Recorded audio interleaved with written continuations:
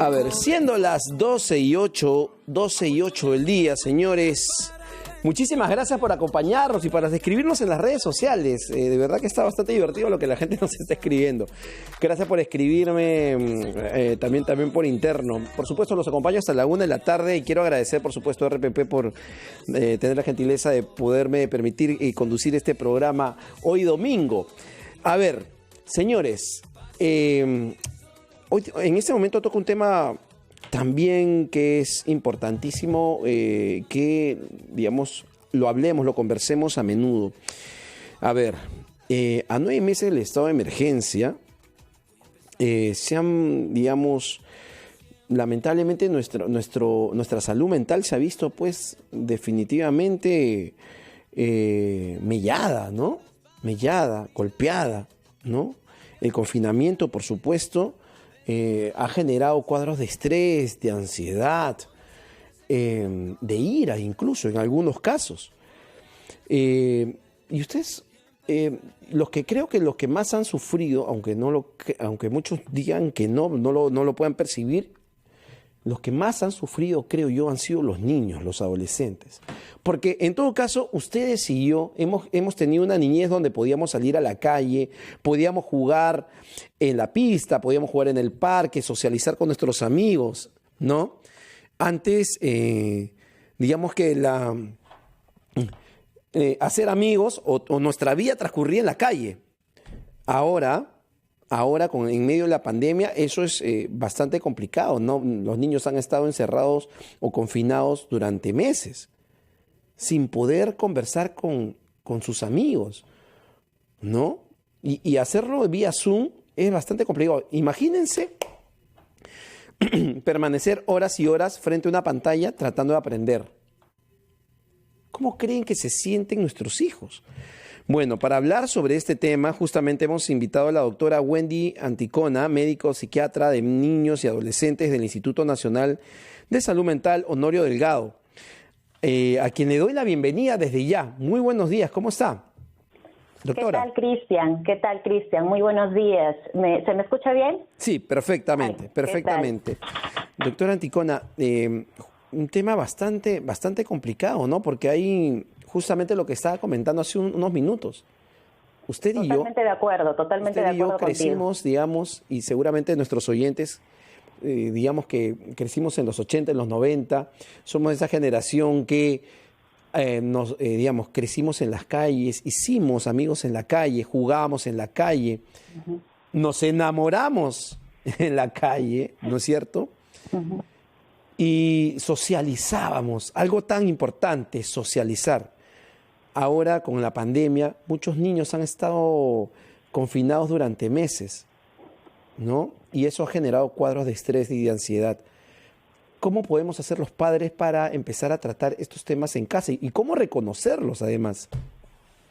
Es muy interesante, Cristian, porque quienes trabajamos ya ese tema todos los días, vemos la situación con un enfoque de repente un poco distinto.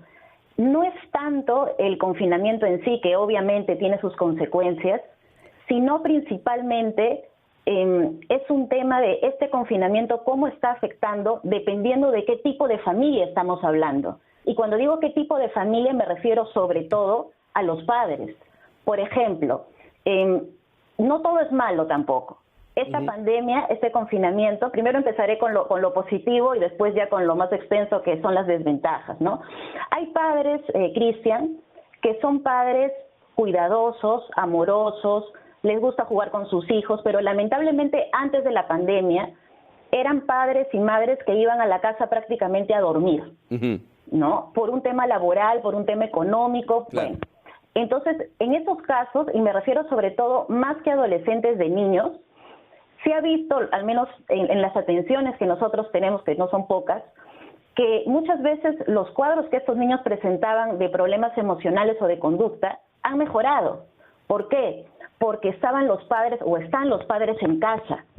Y eso, el hecho de que haya presencia de los padres, física y obviamente también emocional, hace que el niño y la niña sienta seguridad, ¿no? Sienta que es importante. Es diferente, por ejemplo, que el papá y la mamá jueguen, ¿no? Eso se ha dado mucho ahora. Han estado compartiendo, viendo películas, jugando juegos de mesa o con los muñecos. Entonces, todo eso ha estado favoreciendo que de otra manera, si no había pandemia, iba a ser casi imposible ese tiempo, ¿no? Ese por un lado, el hecho de la presencia de los padres, que teniendo los padres características muy adecuadas para esos roles, pero por un tema de tiempo no estaban. Digamos, ese podría decir el resumen de lo positivo. Claro. Ahora, el otro tema son los padres que antes de la pandemia eran padres con muchos problemas personales, frustraciones, resentimientos, problemas económicos, etcétera, una personalidad poco tolerante, impulsiva, ¿no? Y que en este confinamiento, digamos, los niños y adolescentes, por el hecho de que iban al colegio, tenían, entre comillas, que soportar menos horas al papá o a la mamá, por decirlo de una manera más exagerada, pero ahora es las 24 horas del día, ¿no? Entonces, esas características ahí chocan, ¿no? Entonces, los problemas que podrían tener los niños y adolescentes están empeorando, pero no digamos tanto por el confinamiento a solas, ¿no? Sino el confinamiento en esa familia con esos padres con esas características. Obviamente, acá lo que sí yo podría decir a nivel general es el hecho que tú mencionabas, el hecho de las clases que no son presenciales. Ese ha sido, al menos yo he estado haciendo mi pequeña encuesta a los chicos que yo atiendo, y todos, el 100%, Cristian, prefieren las presenciales. ¿Por qué? Y casi todos, por no decir todos, me decían lo mismo, porque ahora, doctora, nos dejan un montón de tarea. Todo es tarea, y prácticamente se han acortado las horas para dormir y todo eso, ¿no? Dios mío, gracias, Wendy, por tocar el tema. Yo soy padre de 2 niñas y la verdad que es que no se ha tomado en cuenta de que ya es un estrés para los niños estar frente a una computadora y tratar de entender el sistema y poder comprender una clase, poder escuchar a la profesora, poder intervenir, ¿no es cierto? Eso ya es un estrés. Pero se imaginan, sumarle a eso que los padres que están trabajando de manera remota tienen que dejar de trabajar para sentarse al costado de los niños, para poderles enseñar y además ayudarlos a conocer el sistema y trabajar y hacer la tarea con ellos.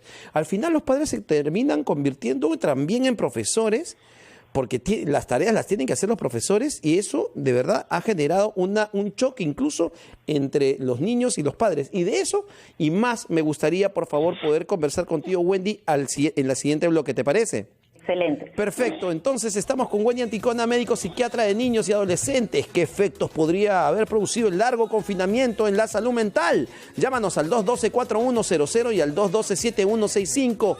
Wendy, por supuesto, va a tener la generosidad de poder conversar contigo y resolver tus problemas. Por supuesto, tus preguntas. Vamos a la pausa y regresamos. Recuperar el tiempo que he perdido.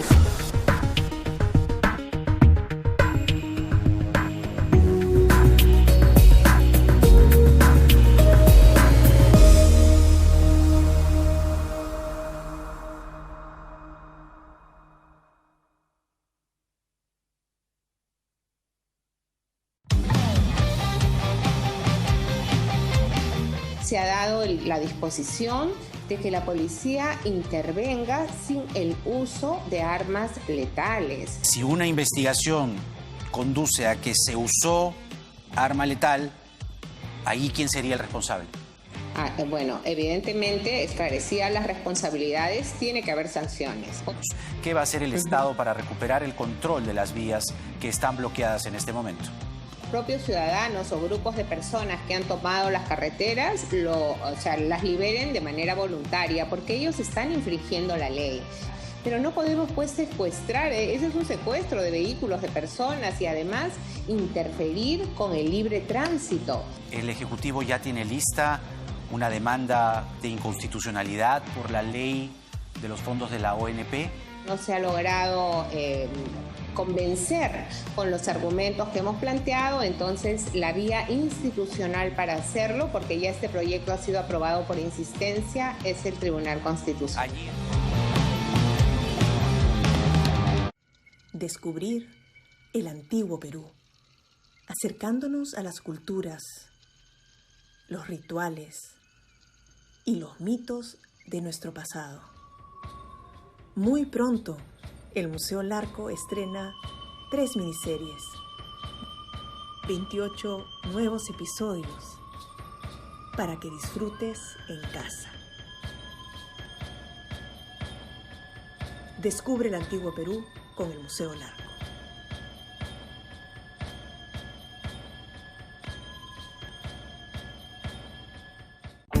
Para el estreñimiento, en la costa, sierra y selva, Limonada Purgante Marcos es la solución, porque es rápido, efectivo y puntual.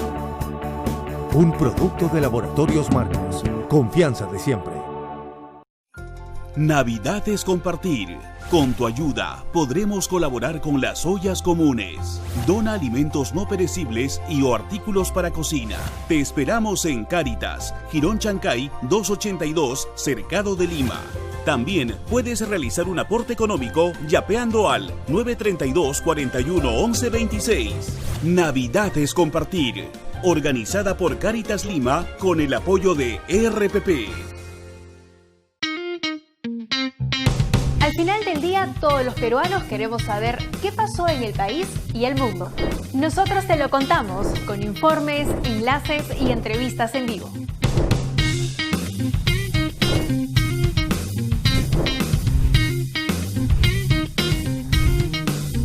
Soy Tatiana Alemán y estoy en Las Claves del Día. De lunes a viernes, de 8 a 9 de la noche, solo por RPP, La Voz del Perú.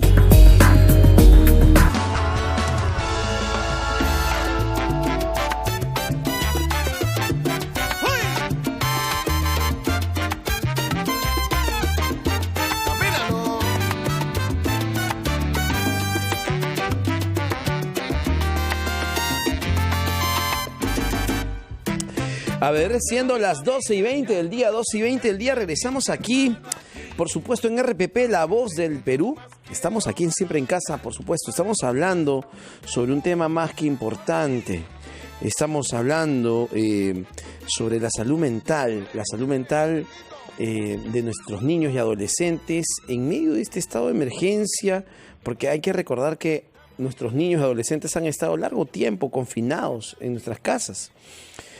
Y algunos niños y adolescentes han empezado a presentar justamente cuadros de ansiedad, ¿no? De estrés, e incluso muchos padres confunden, por ejemplo, porque estos niños han empezado a digamos, evidenciarlos con gritos, ¿no? Con dos cosas, con gritos y también con silencios.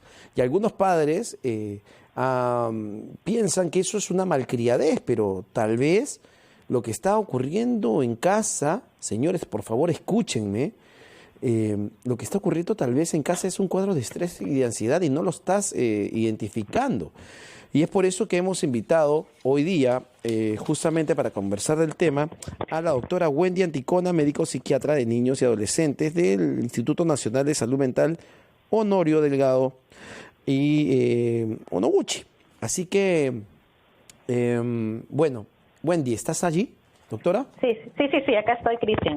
Okay. ¿Cómo identificarlo? Justo me quedé con esta pregunta, Wendy. ¿Cómo identificar? Para que la gente, los padres, podamos identificar qué está sucediendo con nuestros hijos. Porque algunos dicen, niño malcriado, no me responde, no habla. O otros dicen, ¿por qué gritas? Todo el día gritas. No, eres una malcriada, eres un malcriado.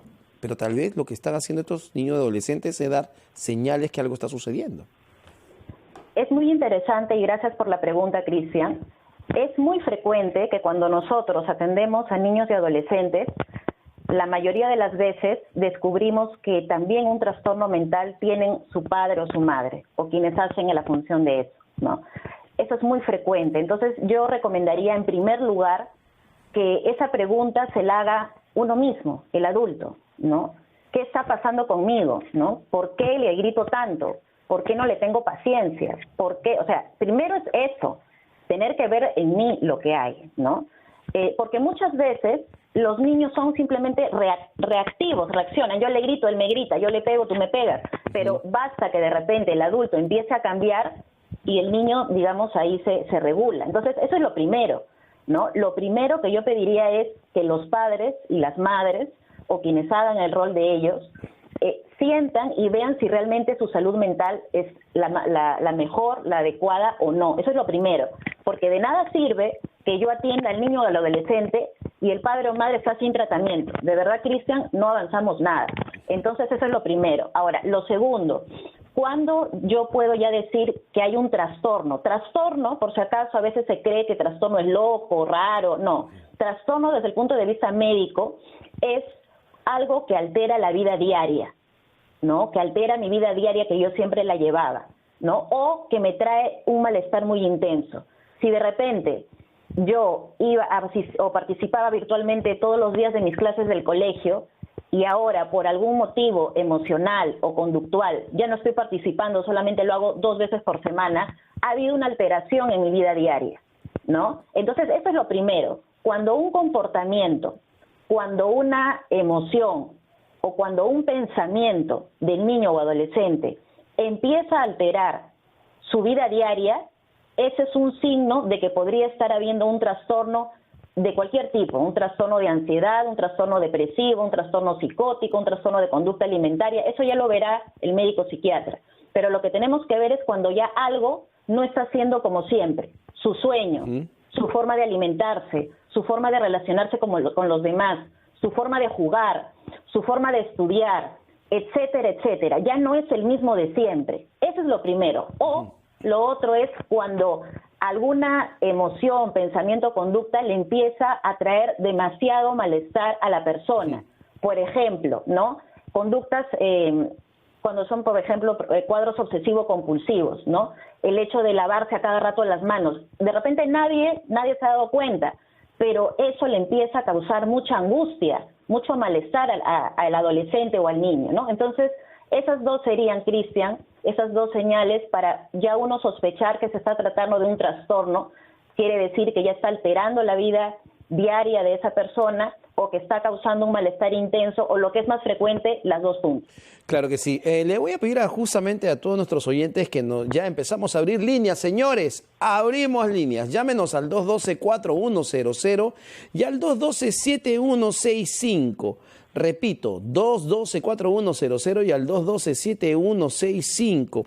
Si, digamos, tus hijos, tus hijas tienen alguno de estos síntomas y quieres conversar justamente con la doctora Wendy Anticona, digamos, los puedes llamar en este preciso momento. Wendy te va a atender, vamos a poder conversar y te va a dar las recomendaciones para digamos, poder aliviar este problema que puede estar ocurriendo en casa.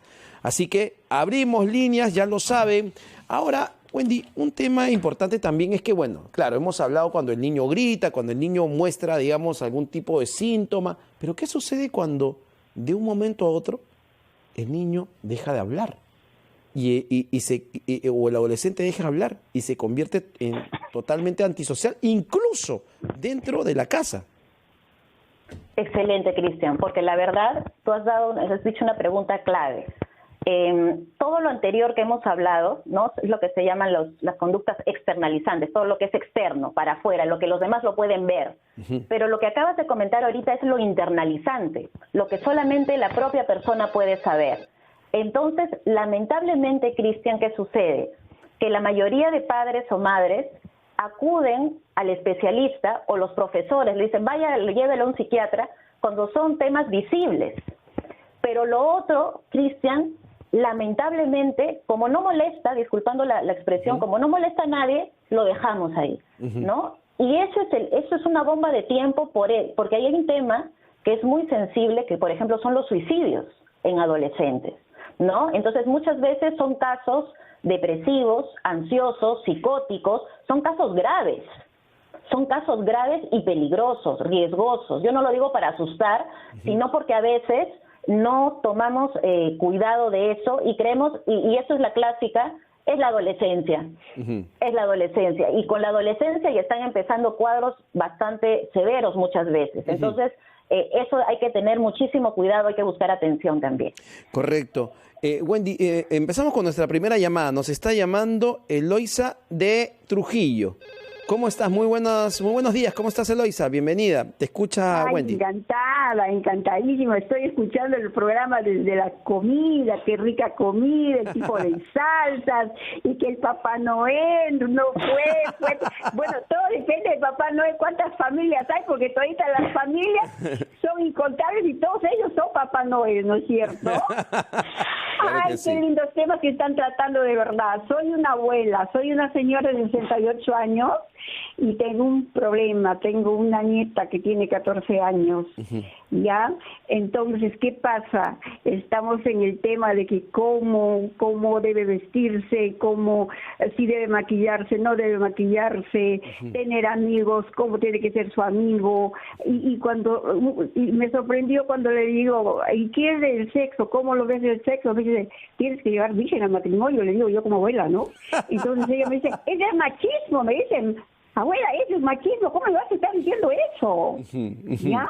Además, ¿cómo yo quiero que enfoque todo eso, la doctora, que es muy importante para ahorita las niñas, sobre todo, que están en la adolescencia. Yo le voy a agradecer muchísimo. Soy una ciudad oyente y me encanta radioprogramas, de verdad. Muchísimas gracias, Eloisa. Eloisa, te voy a pedir un gran favor. No me cuelgues, quédate en la línea, porque justamente la doctora Wendy te va a responder en el siguiente bloque. ¿Te parece, Eloisa? ¿Está? Sí, no te muevas, ni para comer canchita, ni para poder, nada. Quédate donde estás, quédate inmóvil allí en este momento, porque vamos a la pausa. Nosotros regresamos por supuesto, con la respuesta de la doctora aquí en RPP, La Voz del Perú. Regresamos. La gente que yo más quiero para bailar.